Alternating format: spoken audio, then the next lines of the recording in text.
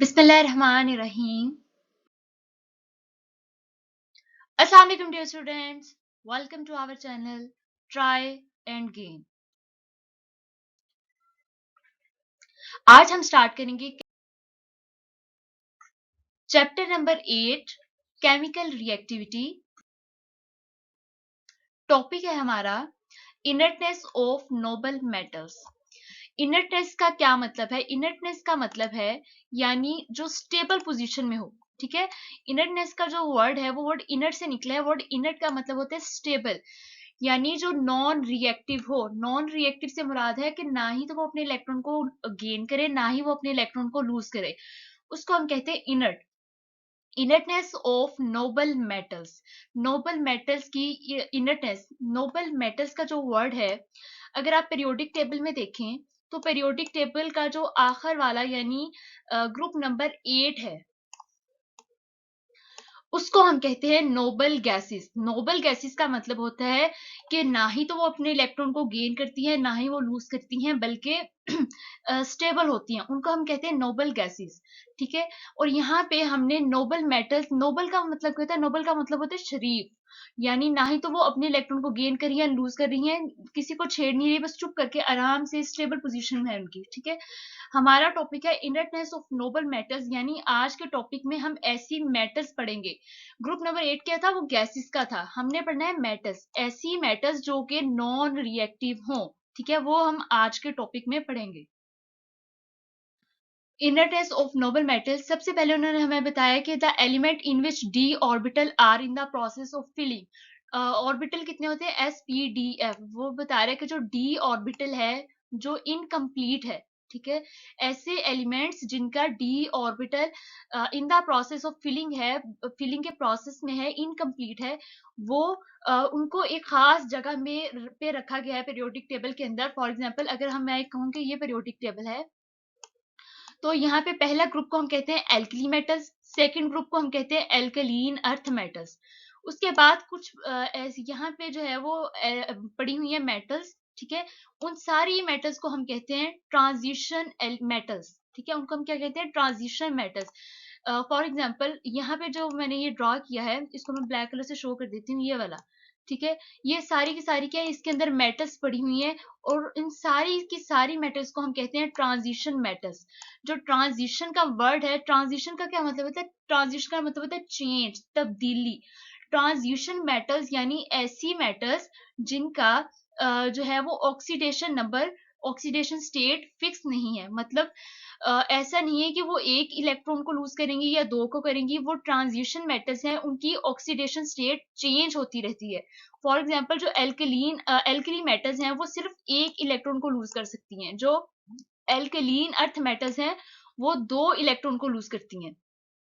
ठीक है, लेकिन जो ट्रांजिशन मेटल्स हैं उनकी जो ऑक्सीडेशन स्टेट है वो चेंज होती रहती है। ठीक है, उनकी ऑक्सीडेशन स्टेट क्या है? उनकी ऑक्सीडेशन स्टेट चेंज होती रहती है, फिक्स नहीं है। यही वजह है कि हम उनको ट्रांजिशन मेटल्स कहते हैं। और उन सारी ट्रांजिशन मेटल्स का जो डी है, डी ऑर्बिटल, वो in the process of filling है, कंप्लीशन के प्रोसेस में है। ठीक है, नेक्स्ट है हमारे पास ट्रांजिशन एलिमेंट की 3 सीरीज है, और हर सीरीज के अंदर जो है वो 10 एलिमेंट है। क्या मतलब है इस बात का? इस बात का ये मतलब है कि जो है हमारे पास पीरियोडिक टेबल, उसके अंदर ये तो हो गया ना पहला ग्रुप, ये हो गया सेकंड ग्रुप। उसके बाद ये जो ट्रांजिशन एलिमेंट्स हैं, पूरा एक ट्रांजिशन मेटल्स का एक ब्लॉक बना हुआ है, उसमें वो बता रहे हैं कि 3 उसकी सीरीज हैं। ये सीरीज नंबर 1, ये सीरीज नंबर 2, और ये सीरीज नंबर 3। टोटल 3 इसकी सीरीज हैं। ठीक है, 1, 2 और 3।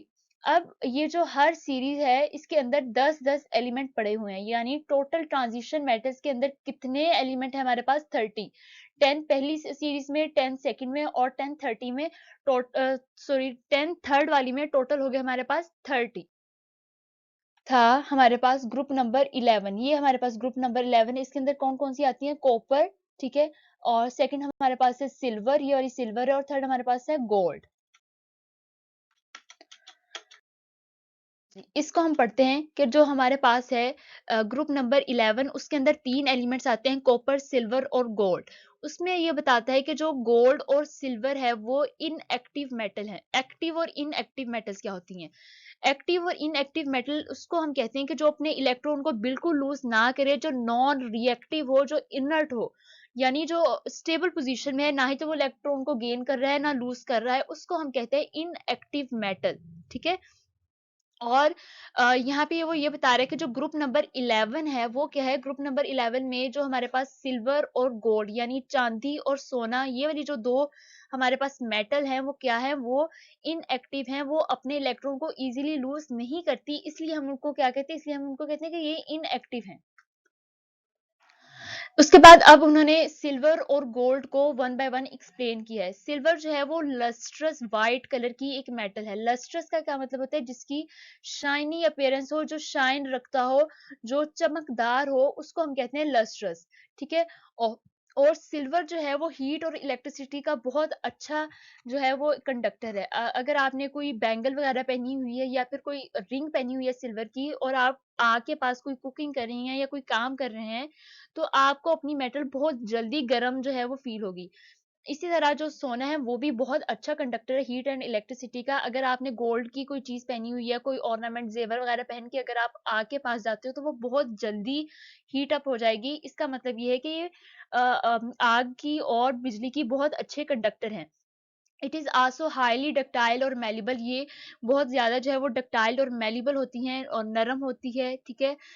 It's polish surface are good reflector of light, क्योंकि ये जो है वो शाइनी वाइट लस्ट्रस है और इसकी जो पॉलिश सरफेस होती है वो बहुत प्लेन होती है और वहां से लाइट जो है वो बहुत अच्छे से रिफ्लेक्ट होती है। Formation of thin layer of oxide or sulfide on its surface make it relatively unreactive। वो कहते हैं कि अगर हम इसकी ऊपर वाली सरफेस के ऊपर ऑक्साइड की या फिर सल्फाइड की एक कोटिंग, एक तह चढ़ा दें, तो वो उसको मजीद अनरिएक्टिव बना देती है। Under normal condition of atmosphere air does not affect silver.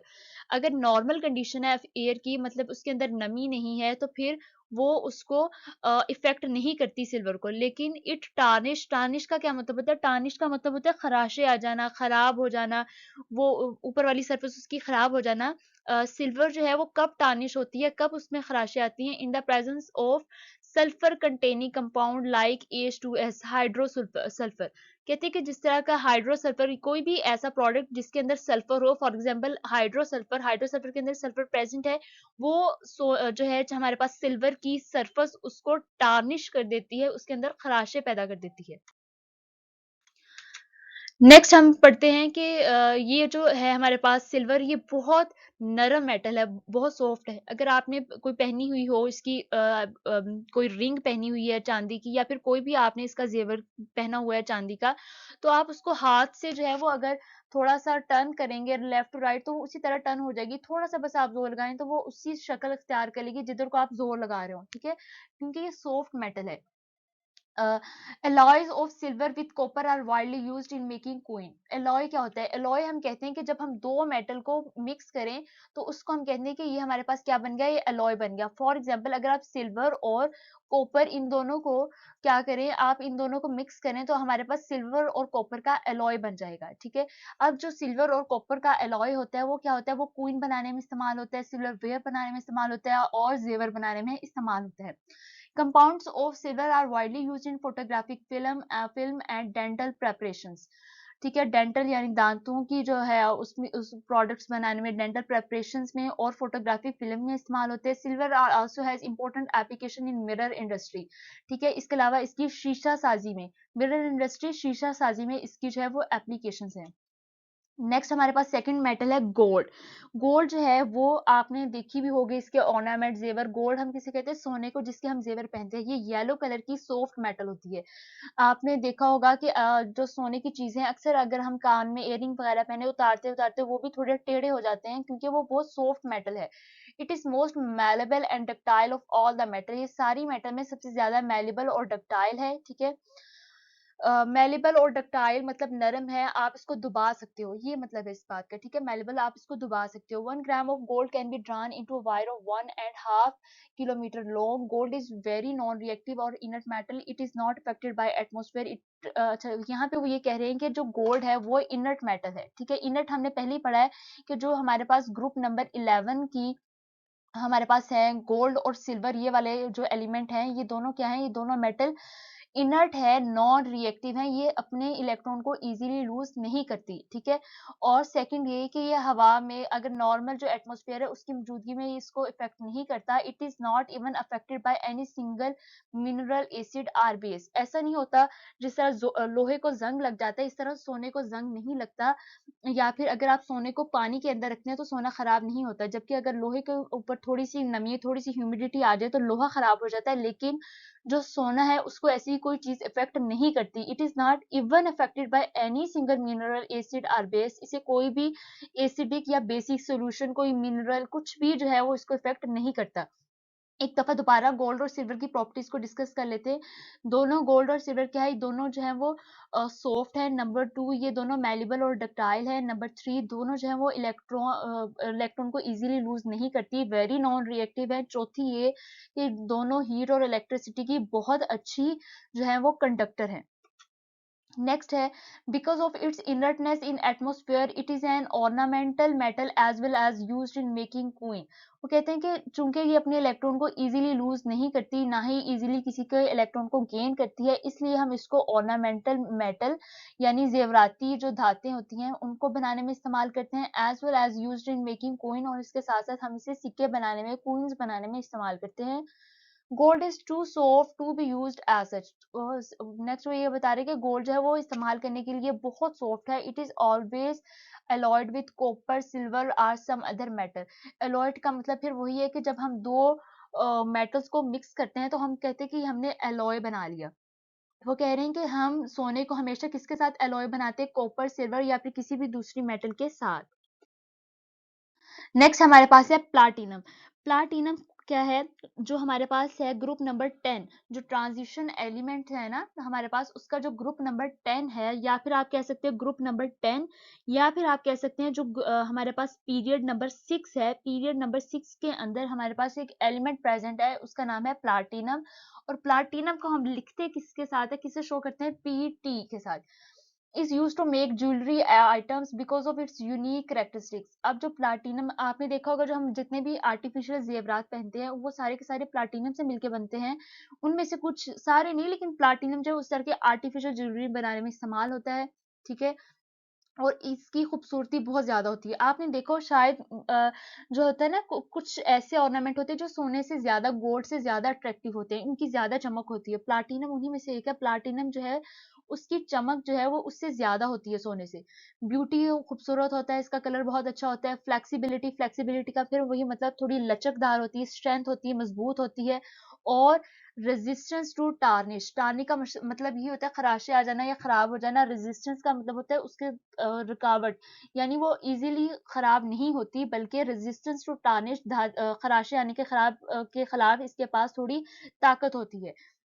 It provide a secure setting for diamond and other gemstone enhancing their brilliance। वो कहते हैं कि ये एक जो है वो मजबूती प्रोवाइड करता है किसके लिए, फॉर सेटिंग ऑफ डायमंड, ठीक है। और दूसरा जेमस्टोन, जेमस्टोन जो होते हैं वो कीमती जो पत्थर होते हैं हमारे पास, उनको हम जेमस्टोन कहते हैं। इनहांसिंग देयर ब्रिलियंस, उनकी चमक को बढ़ाता है, ठीक है। प्लैटिनम उनकी चमक को बढ़ाता है। नेक्स्ट हमने प्लाटिनम के बारे में ये बताया है कि जो प्लाटिनम का आप एलॉय बना लें किसी भी मेटल के साथ, प्लाडियम के साथ, प्लाडियम को हम किसके साथ शो करते हैं, पी डी के साथ। और सेकंड उन्होंने हमारे पास बताया रोडियम, रोडियम को हम किसके साथ शो करते हैं, आर एच। वो कहते हैं कि अगर आप प्लाटिनम का एक एलॉय बना लें, यानी प्लाटिनम को किसी मेटल के साथ मिक्स कर लें, बेशक प्लाडियम के साथ या रोडियम के साथ, तो फिर वो एज अ कैटलिस्ट इस्तेमाल होता है। कैटलिस्ट हम किसे कहते हैं, जो एक रिएक्शन को स्पीड अप करे, जो रिएक्शन की स्पीड को बढ़ा दे। अब वो ये बता रहे हैं कि जो प्लाटिनम का एलॉय है वो एज अ कैटलिस्ट इस्तेमाल होता है कहाँ पे, ऑटोमोबाइल्स के अंदर, ठीक है, एज अ कैटालिटिक कन्वर्टर, यानी वो चीजों को जल्दी कन्वर्ट करता है। कौन किस चीज को? It convert most of toxic gas, जो कार्बन मोनोऑक्साइड और नाइट्रोजन मोनोऑक्साइड, ये बहुत टॉक्सिक जो है वो गैसेस है। कार्बन मोनोऑक्साइड वही वाली जो होती है ना, कौन सी गैस होती है, जब आपने कभी सुना हो कि हीटर का जो ऑन ही रह जाए तो वो कार्बन मोनोऑक्साइड पूरे कमरे में फैल जाती है, और अगर आप हीटर ऑन ही रह जाए तो कार्बन मोनोऑक्साइड सारी ऑक्सीजन को फिल कर देती है, और फिर क्या होता है, सोफोकेशन होती है और डेथ अकर हो जाती है। वो वाली गैस है कार्बन मोनोऑक्साइड, बहुत टॉक्सिक गैस। नाइट्रोजन मोनोऑक्साइड भी बहुत टॉक्सिक गैस है। अब ये प्लाटिनम का जो एलॉय है वो क्या करता है, ये इन टॉक्सिक गैसेस को कन्वर्ट कर देता है लेस हार्मफुल गैसेस में, जिस तरह कार्बन मोनोऑक्साइड, नाइट्रोजन और वाटर वेपर के अंदर जो है वो कन्वर्ट कर देता है। व्हीकल्स के अंदर, ऑटोमोबाइल यानी जो जितनी भी 4 पहिए वाली गाड़ियां हैं उन सब के अंदर ये वाला जो है प्लाटिनम का एलॉय इस्तेमाल होता है एज अ कैटलिस्ट। नेक्स्ट है, प्लाटिनम को इस्तेमाल करते हैं in the production of hard disk drive, coating and fibre optic cable. जो फाइबर ऑप्टिक केबल है, ये क्या होता है, फाइबर ऑप्टिक केबल में एक जो है वो फाइबर्स होते हैं और उनके ऊपर शीशे का एक कवर चढ़ा हुआ होता है, ग्लास कवर होता है, ठीक है, उसको हम कहते हैं फाइबर ऑप्टिक केबल्स। उनको बनाने में इस्तेमाल होता है। सेकंड ये कि प्लाटिनम जो है वो इस्तेमाल होता है इन द मैन्युफैक्चरिंग, यानी बनाने में, ऑफ फाइबर ग्लास, रेनफोर्स्ड यानी स्ट्रेंथ देता है, plastic and glass for liquid crystal display, LCDs बनाने में जो है वो ये इस्तेमाल होता है, क्या, प्लाटिनम। स्टूडेंट्स, ये था हमारा आज का लेक्चर। उम्मीद है कि आपको आज के लेक्चर की समझ आ गई होगी। इंशाल्लाह हम मिलते हैं अपने नेक्स्ट लेक्चर में। अपना बहुत ख्याल रखिएगा, तब तक अल्लाह हाफिज।